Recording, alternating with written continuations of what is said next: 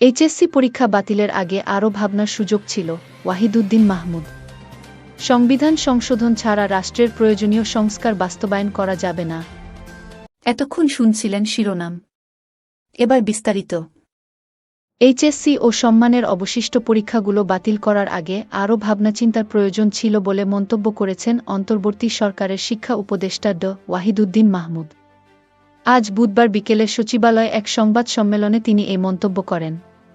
এইচএসসির অবশিষ্ট পরীক্ষা বাতিলের সিদ্ধান্ত সম্পর্কে জানতে চাইলে ওয়াহিদুদ্দিন মাহমুদ বলেন, এ বিষয়ে আরও অনেক ভাবনার প্রয়োজন ছিল এবং তাহলে সিদ্ধান্তটি আরও ভালো হতে পারত। তিনি আরও বলেন, আন্দোলনকারী শিক্ষার্থীদের যুক্তি ছিল যে তারা মানসিকভাবে বিপর্যস্ত। এত বড় একটি গণআন্দোলনের পর পরীক্ষার হলে বসা তাদের জন্য মানসিক চ্যালেঞ্জ হয়ে দাঁড়িয়েছে। তবে এই মানসিক চাপের বিষয়টি দেশের ১২-১৩ লাখ এইচএসসি পরীক্ষার্থীর মধ্যে সবার মতামত নেওয়ার সুযোগ হয়নি। পরে বিবেচনা করেছি, এমন একটি পরিস্থিতি তৈরি হয়েছে যেখানে আমরা এখনও শান্তিশৃঙ্খলা পুরোপুরি ফিরিয়ে আনতে পারিনি। গতকাল তারা যেভাবে সচিবালয়ে আন্দোলন করেছে তা খুবই দুঃখজনক, বলেন তিনি। ওয়াহিদুদ্দিন মাহমুদ আরও বলেন, দেশের বিভিন্ন এলাকায় পরীক্ষাকেন্দ্রগুলোর যে পরিস্থিতি, অনেক প্রতিষ্ঠান ক্ষতিগ্রস্ত হয়েছে, অনেক কাগজপত্র নষ্ট হয়েছে। এসব ক্ষেত্রে শিক্ষার্থীরা নিরাপদ বোধ করবে কিনা তা নিয়ে সন্দেহ ছিল। এছাড়া প্রশ্নপত্রগুলোর গোপনীয়তা নিয়েও উদ্বেগ ছিল, যে কোনো মুহূর্তে পরীক্ষাকে প্রশ্নবিদ্ধ করার শঙ্কা ছিল। এসব পরীক্ষা নিয়ে পক্ষে বিপক্ষে বিভিন্ন মতামত আছে।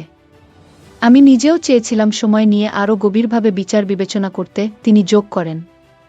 ছাত্রজনতার ঐতিহাসিক অভ্যুত্থানের মধ্য দিয়ে নতুন অধ্যায়ের সূচনা করা বাংলাদেশের কাঙ্ক্ষিত সংস্কার, সংবিধান পরিবর্তন বা সংশোধন ছাড়া সম্ভব নয় বলে অভিমত জানিয়েছেন দেশের বিভিন্ন পাবলিক ও প্রাইভেট বিশ্ববিদ্যালয়ের আন্দোলনরত তরুণরা।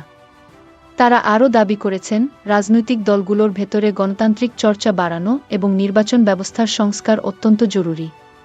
ধর্মভিত্তিক রাজনীতি এবং রাজনৈতিক দলগুলোর কর্মকাণ্ডের প্রভাব নিয়ে আলোচনা করেছেন তারা। আজ বুধবার ঢাকা নিউজ সেন্টারে ভিশন অব দ্য ইউথ শিরোনামে আয়োজিত এক গোলটেবিল আলোচনায় এসব কথা বলেন তরুণরা। আলোচনায় দেশের উচ্চশিক্ষা প্রতিষ্ঠানগুলোতে শিক্ষক ও ছাত্র রাজনীতির থাকা উচিত কিনা এবং জাতীয় নির্বাচন কোনো প্রক্রিয়ায় হওয়া উচিত তা নিয়ে মতামত প্রকাশ করেন অংশগ্রহণকারী তরুণরা।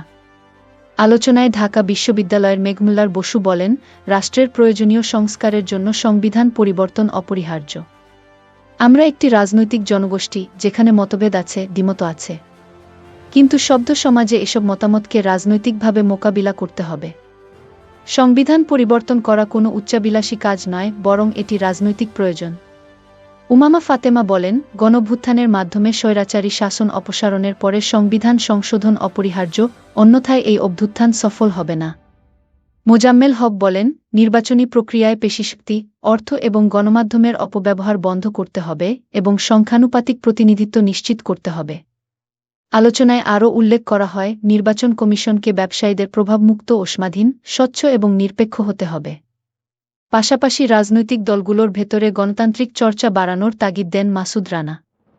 মাহফুজ আনাম তরুণদের উদ্দেশ্যে বলেন, তোমরা যেটা করেছ তা সত্যিই অসাধ্য সাধন। আমরা তোমাদের সহযোগী হিসেবে কাজ করতে চাই এবং তোমাদের স্বপ্নকে এগিয়ে নিতে চাই।